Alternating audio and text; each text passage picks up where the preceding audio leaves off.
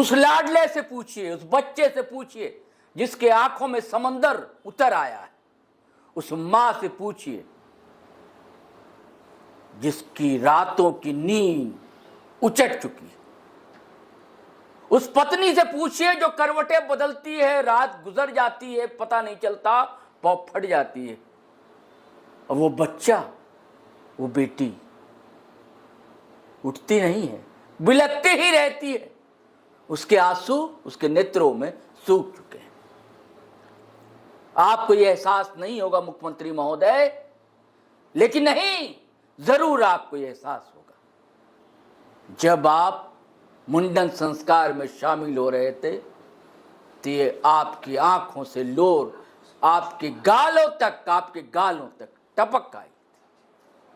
आपको रुमाल हैंकी लेना पड़ा था आंसुओं को पोंछने के लिए।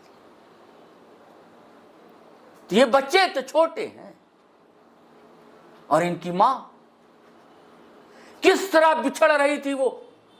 मैं बात सूर्या हांसदा के ही कर रहा हूं साथियों देखिए, हालांकि हम पत्रकारों को इन भावनाओं से दूर होना चाहिए, लेकिन इंसान है ना, संवेदनाएं हमारे अंदर भी सांस लेती है, धड़कती है, तो थोड़ा आक्रोश भी वाजिब है। और आक्रोश क्यों ना हो, अब वह सरकार है ना। खैर देखिए, फिर मैं भटक गया। साथियों सलाम, नमस्ते, सत श्री अकाल, जय भीम, जोहार। साथियों अब वह सरकार है ना, अब वह दिशुम, अब वह सरकार, बड़ी तमन्ना हसरतों के बाद ये सरकार आई और सबको आशा थी, उम्मीदें थी, और आदिवासियों को खासकर, मूलवासियों को खासकर, कि हमारी सरकार है। कुछ ना दे सके सरकार, रोजगार ना दे, रोजी ना दे, रोटी ना दे, लेकिन सुरक्षा तो अवश्य देगी। यही सुरक्षा है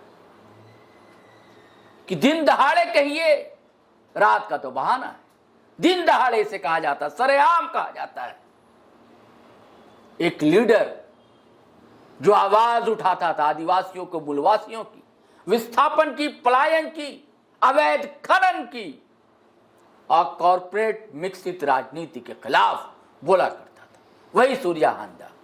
उसका कथित इनकाउंटर कर दिया गया, जबकि सारी रिपोर्ट बता रही है वो इनकाउंटर नहीं है, मर्डर है, मर्डर, कोल्ड मर्डर है कहा जाता। पूरी कहानी आज समझेंगे और इसमें भाजपा की राजनीति क्या है ये भी समझेंगे। जेल कैंप के डुमरी एमएलए जयराम महतो जिस संवेदनशीलता के साथ इस मुद्दे को उठा रहे हैं, उसको भी समझने का प्रयास किया जाएगा, क्योंकि आदित्य साहू ने राज्यसभा में इस मुद्दे को गरमा दिया। आप साथ देख रहे हैं, बैठे हुए हमारे पॉलिटिकल एडिटर शैलेंद्र सिन्हा, इनसे हम पूरे मामले को दोस्तों समझते हैं। शैलेंद्र जी, क्या कैसे देख रहे इस मामले को आप? बड़ा गर्म है मामला। देखिए, मैं भी जज्बात में आ गया था, क्योंकि किसी नौजवान का इस तरह से।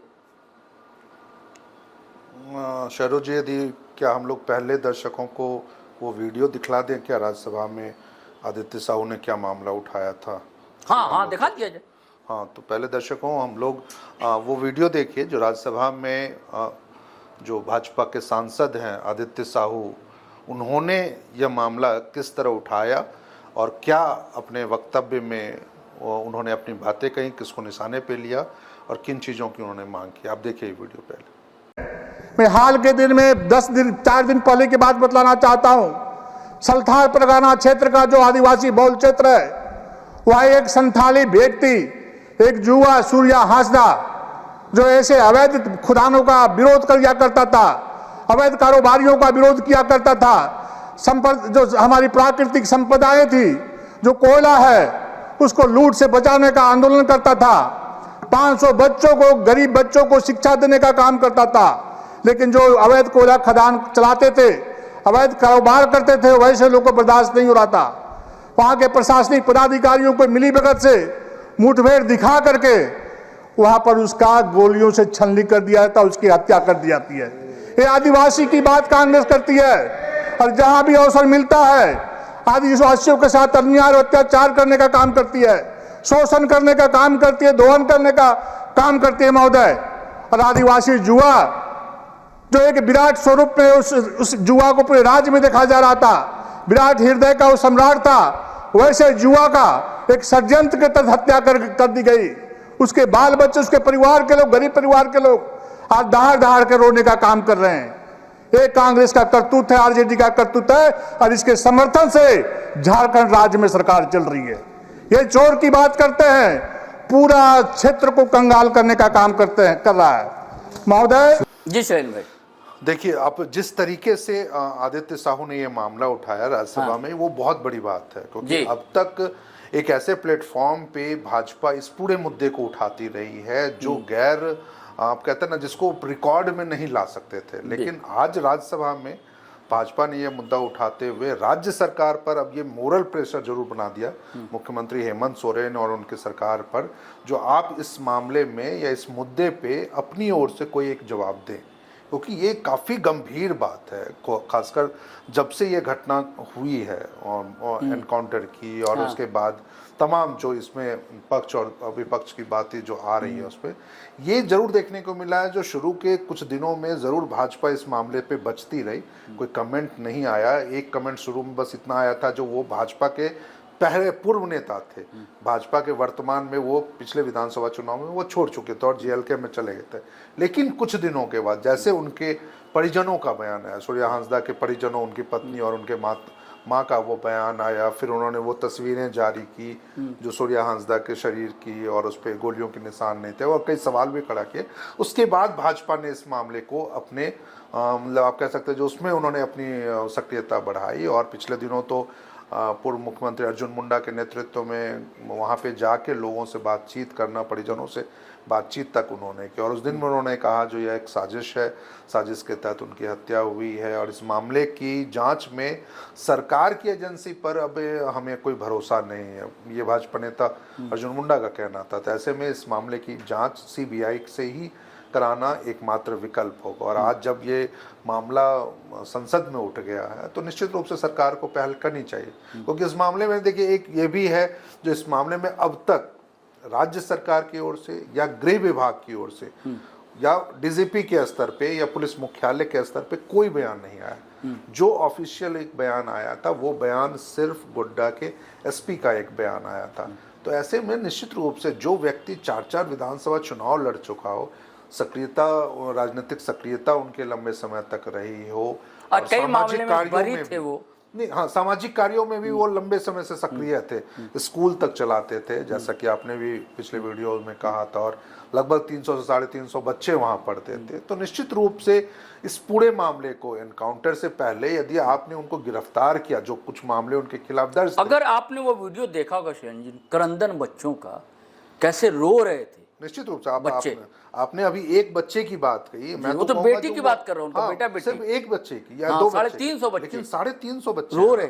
जिस तरीके से वो स्कूल का संचालन करते थे, अब कोई भी होगा निश्चित रूप से उसके लिए बड़ी चुनौती होगी उसे स्कूल का संचालन करना, और वो 350 बच्चे जो आवासीय और प्लस वो मतलब कि डे स्कॉलर वाले स्कूल जो था, जिनमें बच्चे आके पढ़ के चले आते थे, बावजूद इसके 350 बच्चों की देखभाल करना, उनके पठन पाठन की देखभाल करना, और एक ये भरोसा दिलाना जो आपके बच्चे फ्री में पढ़ पाएंगे, जो भी अब स्कूल संचालन करेगा, निश्चित रूप से एक बहुत बड़ी परेशानी हो। यानी 350 पुलिस पूरी तरह फंस गई है ना, सरकार भी फंस रही है। देखिए, फंसे या ना फंसे, लेकिन यह एक तो इतना तो आप कह सकते हैं जो नहीं, कैसे नहीं फंसे, ना फंसे क्यों? नैतिक दबाव यहाँ भाई इनकाउंटर तो पता नहीं चल रहा कि इनकाउंटर हुआ, जो डीएसपी बताते कि इनकाउंटर किया, डीएसपी वो रील वाले डीएसपी माने जाते, खूब रील बनाते हैं, बड़ा मशहूर है रील में।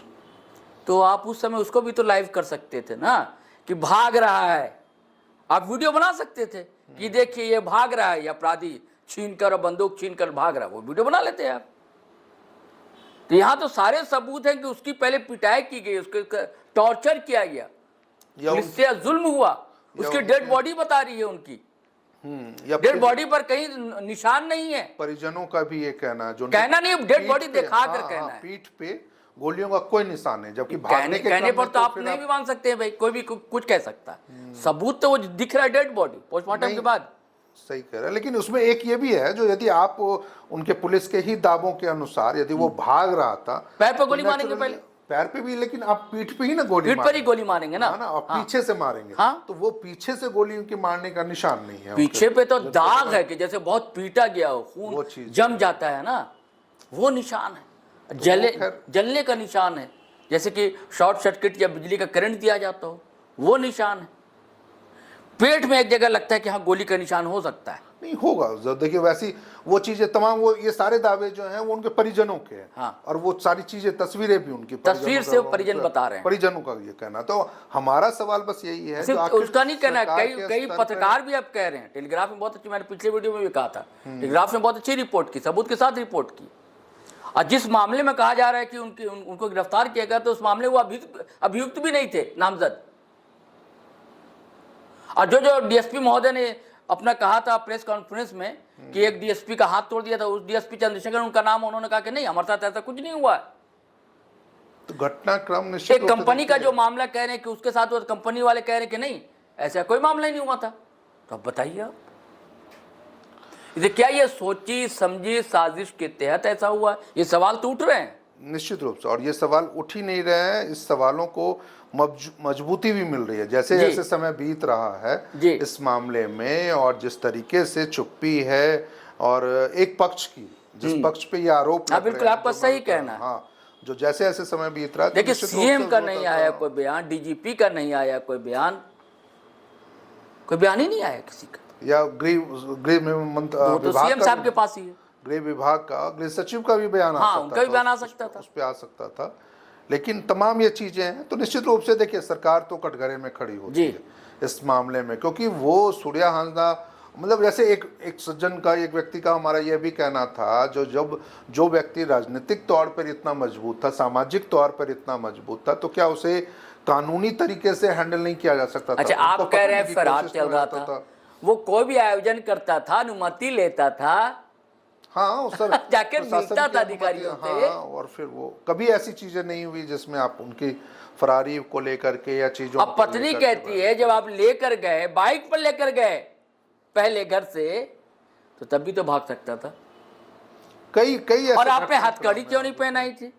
देखिए कई ऐसे घटना सवाल है ना, जिसको लेकर के पुलिस की कहानी पे ये सवाल खड़े होते हैं, जो जिस तरीके से पुलिस की ये कहानी आती है। देखिए भाजपा जो सवाल उठा रही है, राजनीति है, करना चाहिए, सवाल उठाना चाहिए, जनता का सवाल है, ये मुद्दा है, बिल्कुल उठाना चाहिए भाजपा ने।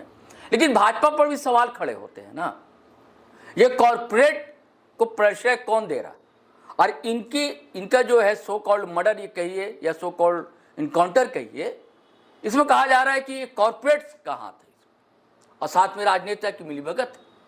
नहीं तो ये तो फिर जो कौन कह रहे हैं किनका ये दावा है, ये देखना हो। नहीं सभी लोग कह रहे हैं भाई, जो आप जितना खबरें आ रही हैं, जितना एनालिसिस लोग कर रहे हैं वहां भाई, क्योंकि उनका वीडियो है ना भाई, वो तो कंपनी का नाम ले रहे हैं, वो सूर्या हांसदा, अडानी पावर का भी नाम लिया है, और भी कई कंपनी को उन्होंने नाम लिया है, खुलकर वीडियो वायरल है उनके। और सवाल उठाते हैं कि आप यहां से ले तो जा रहे हैं हमारा खरीद, देते क्या है आप? आपने स्कूल खोला, कोई अस्पताल खोला आपने?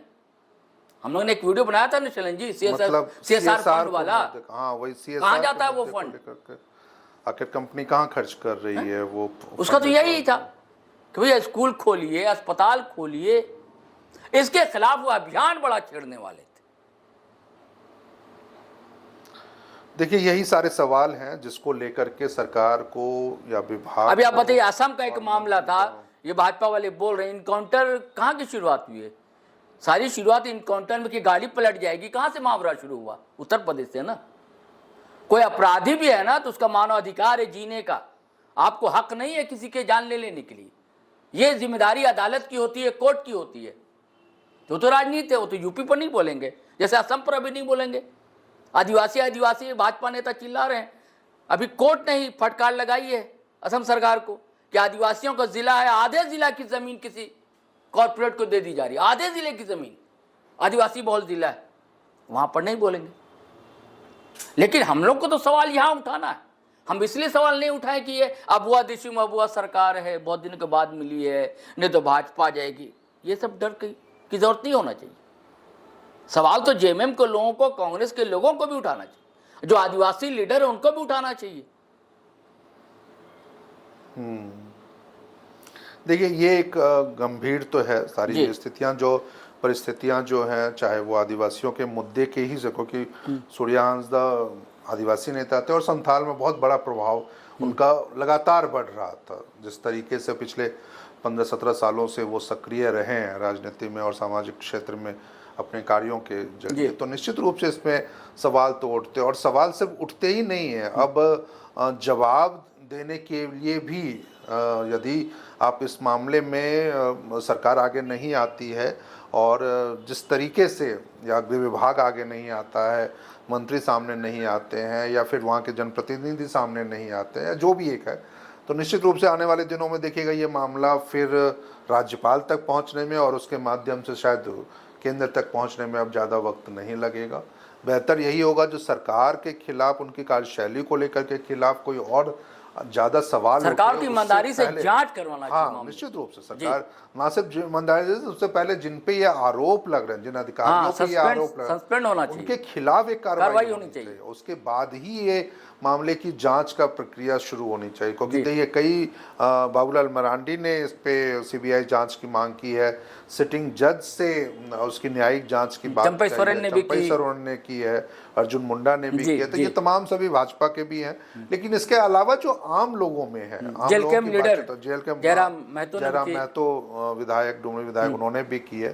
तो ये तमाम लोगों के यदि बयान आ रहे हैं, बातें आ रही हैं, तो उसको आप हल्के में लेके उससे इनकार नहीं कर सकते, उससे पल्ला नहीं झाड़ सकते। लेकिन इस मामले में एक संवेदनशीलता मुझे लगी चलन जी जयराम महतो की, वो जिस तरह परिवार से मिले, अब बच्चों से मिले, स्कूली बच्चों से, जो बच्चे जो स्कूल चलाते थे सूर्या हांसदा, और उन्होंने कहा कि जितनी हमारी सामर्थ्य है हम इन बच्चों की पढ़ाई का जिम्मा लेते हैं, सूर्या हांसदा के बच्चों का भी और स्कूल के बच्चों का जितनी सामर्थ्य हो सकेगी मैं सहायता करूंगा। देखिए बड़े बड़े एक्स सीएम गए ना, अर्जुन मुंडा का बयान आया, बाबूलाल भी एक्स सीएम, चंपई सोरेन भी एक्स सीएम, वो अकेला विधायक पहले से ही वो 70% जो है उसी में से कहा कि जो 70% मेरा है वादा, उसी में से वो हम पैसे कुछ इधर। ये एक बड़ी पहल है, देखिए बड़ी पहल नहीं है, संवेदनशीलता भी है एक जनप्रतिनिधि की अपने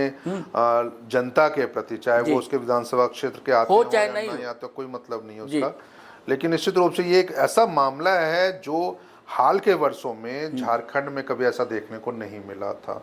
एनकाउंटर पे निश्चित रूप से सवाल खड़े होते हैं और हुए भी हैं, चाहे वो नक्सलियों के हो, अपराधियों को हो। एक तो अपराधी राहुल करके कुछ नाम था, या राहुल साव या कुछ अमन साव की पुलिस मुठभेड़ में मौत हुई है, उसको लेकर के भी लोगों ने सवाल उठाया। लेकिन फिर भी ये था जो उसके खिलाफ लंबे कई सारे मामले, दर्जनों मामले दर्ज थे और एक अपराधी कुख्यात गैंगस्टर रहा है, तो उसको लेकर उतने सवाल नहीं उठे जितने सूर्या हांसदा को लेकर के उठ रहे हैं। क्योंकि सूर्या हांसदा ठीक है, एक समय था जब आपने उनकी राजनीति में आने से पहले उनके खिलाफ मतलब कि जैसा जो दावा किया जा रहा है, जो 24 में से 11 मामले उस समय तक दर्ज थे, लेकिन कई मामलों में वो बरी हो चुका था। तो ऐसे में पुलिस को यह भी बताना चाहिए था जो कई कौन से मामलों में वो बरी हो चुके थे। कोई हत्या का मामला नहीं था उसमें, देखिए ये रेप का मामला नहीं था उसमें, मतलब संगीन जुर्म, हाँ संगीन, आम लोगों को तंग करने का मामला नहीं था।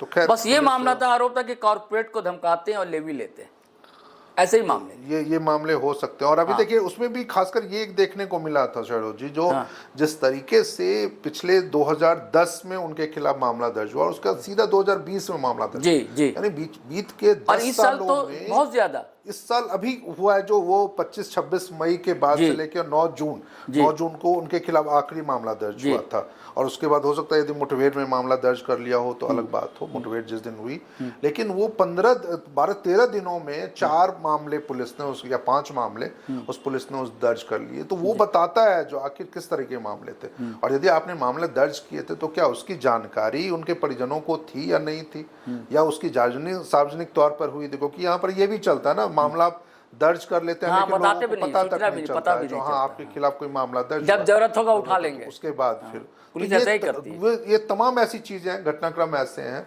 जिसको लेकर के सच में सरकार या हो या वहाँ स्थानीय प्रशासन, पुलिस प्रशासन हो, तमाम है वो जिन पे कई सवाल खड़े होते हैं। और सवाल ही सिर्फ नहीं खड़े होते, उस सवालों का जवाब देना भी एक दायित्व बनता है सरकार के प्रति और सरकार के प्रतिनिधियों के प्रति। और नहीं तो फिर देखिए आने वाले दिनों में यदि इस मामले की तह तक जांच नहीं होती है और ये मामला बिल्कुल जैसे दूसरे मामले एनकाउंटर के वैसे ही कर दिए जाते हैं, क्योंकि इस मामले की जांच अभी देखिए पिछले दिनों आपको जानकारी हो जो सीआईडी को दे दी गई। तो जनरली पुलिस में ये एक है जो जिस मामले की भी मुठभेड़ में कोई भी मौत होती है, चाहे वो नक्सलियों की मौत हो, चाहे आम पब्लिक की हो, चाहे वो मामले की जांच सीआईडी ही करेगा, ये पहले से तय होता है। तो जब वो नियम है, एक परिस्थितियां बनी हुई हैं, तो ऐसी परिस्थितियों में यदि इस मामले की सीआईडी जांच भी होती है और कुछ उसमें आता भी है या नहीं भी आता है, तब भी मुझे लगता है जो शायद उससे वो उतनी संतोषजनक नहीं होगी, संतुष्टि लायक नहीं होगी। तो सरकार को आगे बढ़ के, खासकर मुख्यमंत्री को, क्योंकि वो उनके ही विधानसभा उस इलाके का आता है, जिस इलाके से वो विधायक हैं सरकार में, तो वैसी स्थिति में यदि मुख्यमंत्री इस दिशा में पहल करते हैं और कोई एक जवाब देते हैं, लोगों को संतुष्ट करने की कोशिश करते हैं, और सबसे ज़्यादा यदि वो सूर्या हांसदा के परिजनों तक जाते हैं, तो एक बहुत बड़ी बात होगी और वह एक संदेश इस सरकार के लिए बहुत साफ होगा। जो सरकार देखिए साथियों, शैलेंद्र जी ने बड़ी बात कही है। वो बात ये है कि मुख्यमंत्री को बिल्कुल जाना चाहिए सूर्या हांसदा से परिवार से मिलने के लिए। अगर वो रामदास सोने के परिजन से मिलने जाते हैं तो उन्हें गोड्डा भी जाना चाहिए, मिलना चाहिए सूर्या हांसदा के परिवार परिजनों से, उन बच्चों से, और उन बच्चों से जो अनाथ बच्चे हैं, जो आदिवासी बच्चे हैं, जो अनाथ हैं, यतीम हैं, किसी की माँ नहीं, किसी का बाप नहीं, किसी का भाई नहीं, बहन नहीं है, वो बच्चे जिन्हें पढ़ाया करते थे अपने स्कूल में, आवासीय विद्यालय था, उन बच्चों से मिलना चाहिए और जिम्मेदारी लेना चाहिए। जब एक मात्र विधायक जिम्मेदारी ले सकता है तो आप तो सरकार है माई बाप, आप सब कुछ है। और ये भ्रम बनाए रखिए झारखंडियों, मूलवासियों, आदिवासियों के बीच कि अबुआ सरकार है, अबुआ दिशुम अबुआ सरकार। चलिए आज्ञा दीजिए, इजाज़त दीजिए साथियों, फिर हम मिलेंगे। लेकिन वही गुजारिश है कि अगर आपने हमारा चैनल सब्सक्राइब नहीं किया तो कर लीजिए, और वीडियो दोस्तों दनादन शेयर कीजिए, लाइक कीजिए, कमेंट कीजिए। इजाज़त दीजिए। जय जोहार, जोहार झारखंड, जय हिंद, जय भारत।